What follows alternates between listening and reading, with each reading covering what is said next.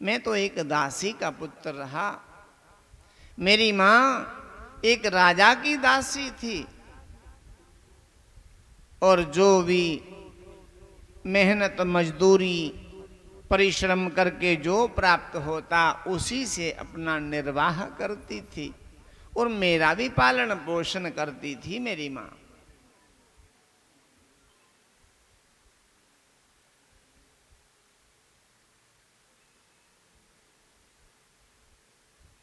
और राजा बड़ा अच्छा था।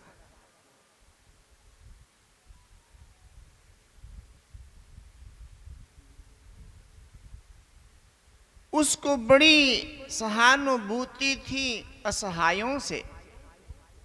कोई भी असहाय हो उसके साथ बड़ी सहानुभूति थी राजा को। अर्थात बेसहारा लोगों का सहारा बनते थे राजा। राजा बड़े गुणवान थे, उनके अंदर बड़े सद्गुण थे। अक्सर राजा के घर में साधु संत ऋषि मुनियों का आगमन बना रहता था। साधु संत ऋषि मुनि आते जाते रहते थे और राजा भी संतों की खूब सेवा किया करते थे।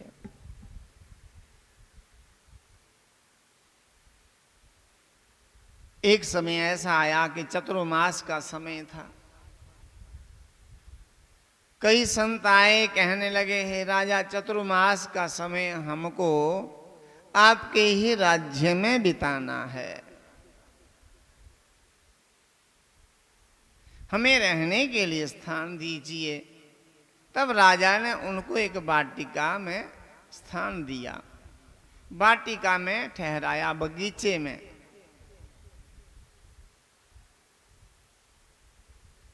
और उनके प्रसाद की व्यवस्था भी की, समिदाओं की व्यवस्था की, हवन की, घी की, जो भी हवन में पदार्थ, पूजा की सामग्री, सब व्यवस्था राजा ने ही की। जिस राजा के राज्य में हवन करने वाले आते जाते रहें, पूजा पाठ करने वाले आते जाते रहें, तो जो व्यवस्था करता है उसी को सारी तपस्या का फल प्राप्त हो जाता है। राजा ने सारी व्यवस्था कर दी और एक अपनी ही दासी का पुत्र संतों की सेवा में लगा दिया। वही दासी का पुत्र मैं था। देवऋषि नारद जी ने भगवान वेद व्यास जी से कहा, मुझे पिछले जन्म में संतों की सेवा करने का सौभाग्य प्राप्त हुआ। चतुर्मास में एक 2 मास होता है, एक चतुर्मास होता है, एक चौमास होता है। 2 मास जो होता है अर्थात एक ही महीने में 2 बार अमावस आती है। 2.5 साल के बाद 32 महीने 14 दिन बीतने के बाद मल मास आता है, अधिक मास, पुरुषोत्तम मास। और चतुर्मास हर वर्ष आता है, अखाड़ से कार्तिक तक। अखाड़ महीने की देवशयनी एकादशी से कार्तिक की देव प्रबोधनी एकादशी तक ये चतुर्मास रहता है। इस समय में लोग एक समय ही भोजन करते हैं। अरे और तो और हमारे मोदी जी भी चतुर्मास में एक समय ही भोजन करते हैं।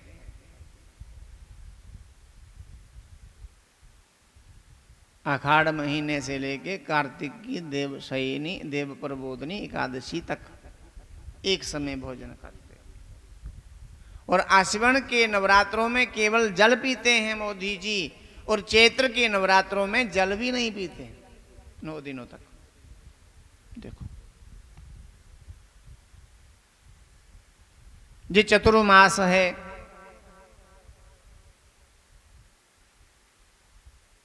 अब भी ये समय चतुर्मास में ही चल रहा है। चतुर्मास में लोग अक्सर जप तप पूजा पाठ करते हैं। वर्षा, कीचड़ और श्राद्ध, नवरात्र, ये सब इसी में आता है चतुर्मास में। वर्षा ऋतु, श्रावण मास, भाद्रपद मास, आश्विन मास, थोड़ा सा, आधा आषाढ़ मास और आधा कार्तिक मास, ये चतुर्मास में आते हैं।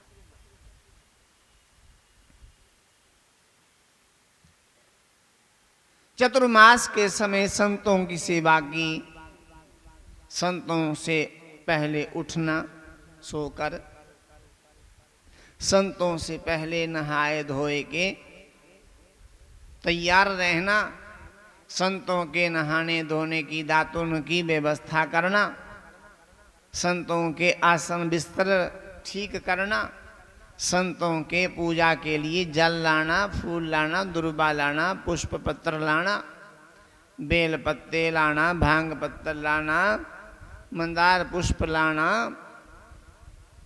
जितनी भी पूजा सामग्री होती, धूप अगरबत्ती ज्योति जलाना, गोबर लेपन करना, इत्र गुलाल का प्रबंध करना, हवन के लिए समिधाओं का प्रबंध करना, हवन की सामग्री को एकत्रित करना, घी मिलाना,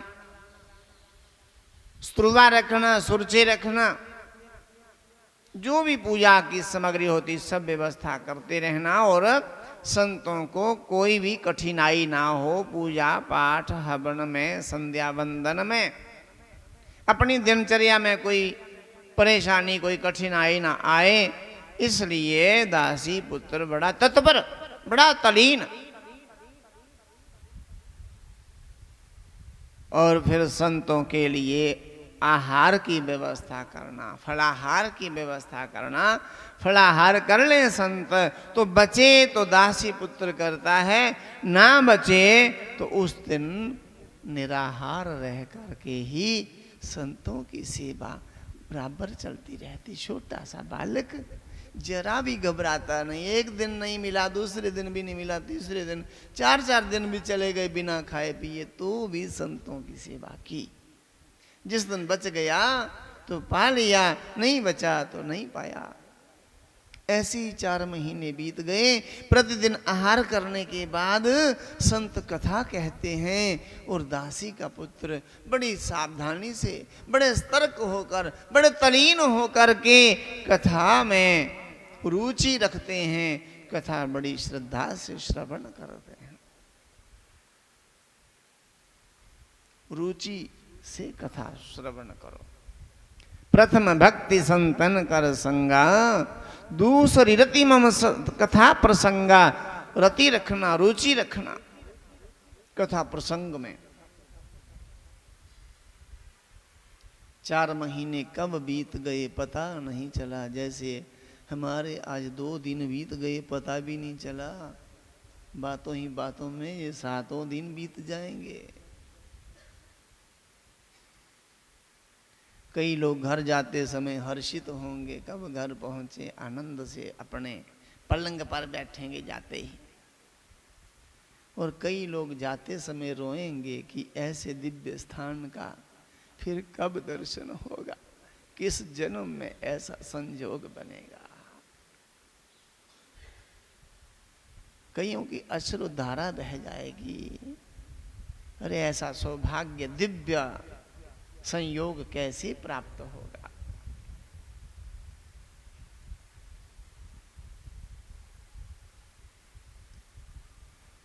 चार महीने कैसे बीत गए पता नहीं चला। संत जाने लगे और दासी पुत्र घबराने लगे।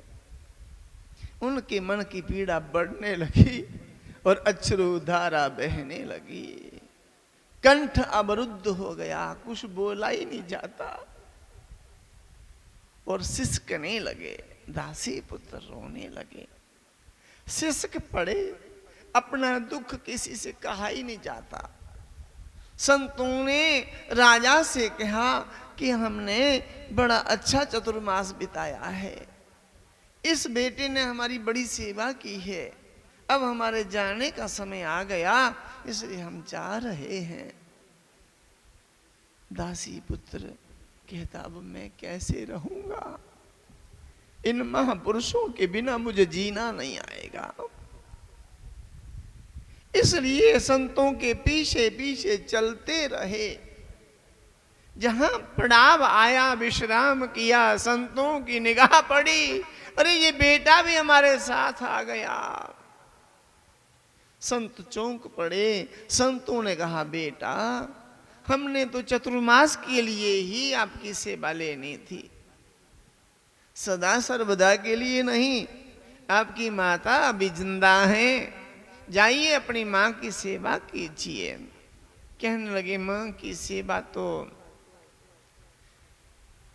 पहले भी की, किंतु जो आनंद आपके संग जीने में आया, ऐसा आनंद माँ के पास नहीं मिलेगा। इसलिए मेरी सेवा में कोई चूक हुई हो, कोई भूल हुई हो, मुझे क्षमा कर दो। मुझे अपने चरणों का दास बना लो, मुझे अपने चरणों के पास रहने दो। इस अभागे का इस जगत में कोई नहीं है। तब संतों ने कहा, ऐसा क्यों कहते? अपनी आपकी माँ है ना, आपकी माँ है जिंदा, उनकी सेवा करो। जब माँ का अंत हो जाएगा तो अंत्येष्टि करके हमारे आश्रम में आ जाना, जितना जी चाहे सेवा कर लेना, हम मना नहीं करेंगे। किंतु अभी आपको अपनी माँ के पास जाना होगा, क्योंकि आपकी माँ भी असहाय है, उसको कोई सहारा नहीं। बेटा तेरा जन्म ही हुआ था तो तेरे पिताजी का देहांत हो गया, किंतु तेरी माँ ने तुझे एहसास नहीं होने दिया कि तेरा बाप नहीं है। उसने बाप और माँ का दोनों का उत्तरदायित्व निभाया है। भले ही राजा की दासी बन करके आपका पालन किया है। ऐसी माँ को छोड़ के मत जाओ, कोई संत ऐसी आज्ञा नहीं देगा तुझे, जाओ। ऐसी अभागिन माँ को मत ठुकराओ, माँ के पास चले जाओ। तब दासी पुत्र बड़ा मन कठोर करके अपनी माँ के पास आया, किंतु माँ के पास भी आनंद कहाँ, ना भोजन करने का मन, ना पानी पीने का मन। दिन में भूख नहीं, रात को नींद नहीं। माँ जान गई मेरा बेटा बदल गया है, इसका जीवन सफल हो गया। अब मैं इसको कैसे प्रसन्न करूं? मुझे कोई कथा नहीं आती, मैंने भक्ति नहीं की, मैं तो सीधी साधी देहात की नारी हूं। इसलिए उसने प्रार्थना करी नारायण भगवान से, हे प्रभु मेरी विनती है कि मेरा अब ये पंच भौतिक शरीर छूट जाए, ताकि मेरे बेटे का संकल्प सिद्ध हो जाए। संतों की सेवा और हरि कथा, ये दोनों बड़े दुर्लभ हैं। संत समागम हरि कथा, तुलसी दुर्लभ होए। धन वैभव सुत दारा, पापियों के भी होए। भगवान ने बेटे की मां की प्रार्थना स्वीकार कर ली। एक दिन मां गाय दोहने को जा रही थी, अंधेरे में पता नहीं चला, सांप के ऊपर पैर रख दिया और सांप ने डंक मार दिया। सांप के डसने से मां की मृत्यु हो गई। बेटे ने मां का संस्कार किया, अंत्येष्टि की और भगवान का बड़ा धन्यवाद किया। प्रभु अब मैं संसार के सभी बंधनों से मुक्त हो गया। और तो कोई बंधन ही नहीं था, एक माँ ही थी, उनका भी बंधन आज छूट गया। अब मैं संतों की सेवा करूंगा। मन वचन कर्म से सेवा की और संतों की सेवा से भगवान प्रसन्न होते हैं। आज भगवान प्रसन्न हो गए, साक्षात भगवान का प्रादुर्भाव हुआ, भगवान प्रकट हुए। कहा बेटा वर मांगो, संत सेवा से मैं प्रसन्न हूं, जो जी चाहो वर मांग लो।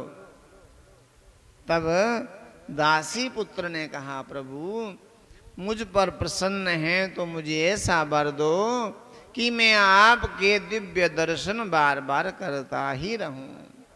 जो आज आपने मुझे दर्शन दिए, ऐसे दर्शन मुझे बार बार हो। भगवान ने कहा एवं अस्तु, ऐसा ही होगा, किंतु इस जन्म में नहीं, अगले जन्म में। अब की बार आप दासी के पुत्र थे, अगले जन्म में आप परमपिता ब्रह्मा जी के पुत्र होगे। नारद आपका नाम होगा, जब चाहोगे तभी मेरा दर्शन करोगे। देव ऋषि नारद जी अपने पिछले जन्म की कथा कहते कहते रोने लग गए कि हे भगवान, हे वेद व्यास जी, मैं पिछले जन्म में कोई तपस्वी नहीं था, मैं तो एक दासी का पुत्र था। संतों की सेवा की ऐसी अद्भुत महिमा कि आज मुझे देव ऋषि का पद प्राप्त हुआ है। संत सेवा कभी बेअर्थ नहीं जाती, गौ सेवा कभी बेअर्थ नहीं जाती।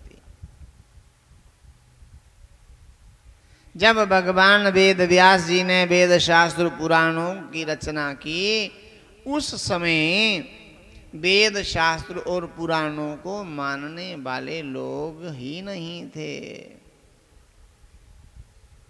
कुछ लोग भयभीत रहते थे और कुछ लोग मानते ही नहीं थे वेद शास्त्र पुराण को। इसलिए भगवान ने एक अवतार और ले लिया। वे अवतार हुआ श्री कृष्ण अवतार। बोलिए बाल कृष्ण भगवान की।